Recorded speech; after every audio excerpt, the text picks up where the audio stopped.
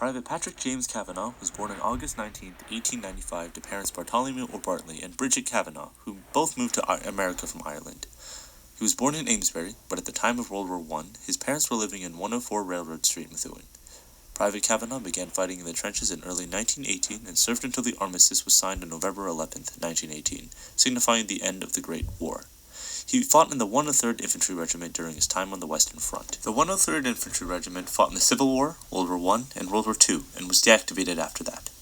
The soldiers in the 103rd Infantry Regiment were from all over New England, but most came from Maine, unlike Private Cavanaugh.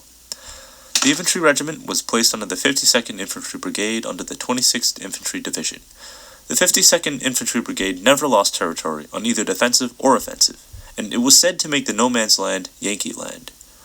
The 103rd Infantry Regiment also fought on the Western Front during the Champagne-Marne Campaign, Aisne-Marne Campaign, the Battle of Saint-Mihiel, and the Meuse-Argonne offensives. The Champagne-Marne Campaign took place between July 15th and July 18th, 1918, when the Germans wanted to capture Rheims, but the Allies were prepared for the attack. The campaign was a huge Allied victory and dealt a psychological blow to Germany. The Aisne-Marne Campaign was a successful Allied counterattack where the Allies successfully used tanks between July 18th and August 6th, 1918. The 26th Infantry Division was placed on the French Sixth Army, and they were able to capture many enemies and advance 6 to 7 miles in the first 4 days. The Allies were victorious, and the Germans were forced to retreat, meaning that the threat to Paris was over. Private Cavanaugh and the rest of the 103rd Infantry Division also fought at the successful offensive in Saint-Mihiel. Saint-Mihiel was the German territory that jutted into the French territory. Cavanaugh was very lucky to survive the Meuse-Argonne offensives. They were the deadliest campaigns in American history, with more than 25,000 Americans dying due to the lack of experience, as well as the deadly Spanish flu. This campaign began on September 26th and ended when the armistice was signed. During a letter he wrote after the war, he, not surprisingly, said, "The front I just came from was the worst of all, but thank God I came through okay." When the armistice was signed, though, Patrick Cavanaugh was in the Uriage-les-Bains on a week-long furlough or leave of absence. During this leave of absence, he wrote to his mother twice, 5 and 6 days after the armistice was signed.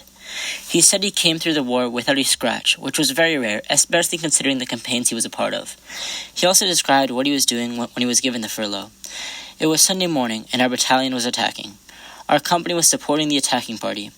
Then they started over, and in a little while we could hear the boys hollering, for they had captured the German machine guns and were still on their way. They were making good as they went along.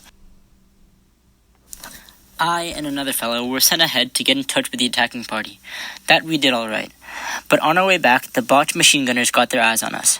They made it hot for us before we got back, but 9 months of trench fighting did me good, for I certainly can duck when those machine gun bullets whiz by my head. I had just come back to the company when an order came is that 6 men from the company were to go on a pass.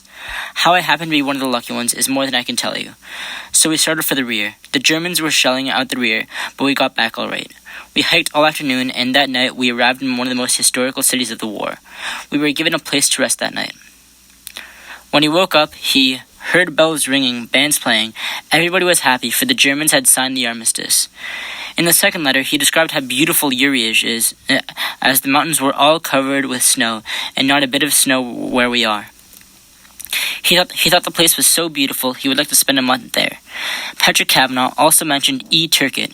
Ernest Turkett was Patrick's brother-in-law and fought in World War I as a corporal. As Private Cavanaugh put it, if a fellow who came with me saw him after the fighting and stopped and said he was okay, his folks do not need to worry about him. Throughout both letters, Cavanaugh describes how anxious he is to get home and tell his mother about his experiences in the war, but also mentions wanting to visit places in Europe while he is still there. Patrick James Cavanaugh married Helen Jane Munn on November 6, 1922, and they had 2 sons. Their eldest son, Patrick James Cavanaugh Jr., was born in 1923, but died in 1938 at the age of 14 after going into cardiac arrest. Their second son, John Joseph Cavanaugh, was born in 1929 and went to St. Rita's Grammar School, and later graduated from Central Catholic High School. He served in the Air Force during the Korean War and died in 2007. Patrick James Cavanaugh passed away in 1979, and he was buried in the Immaculate Conception Cemetery in Lawrence, Massachusetts. We remember a hero of our country.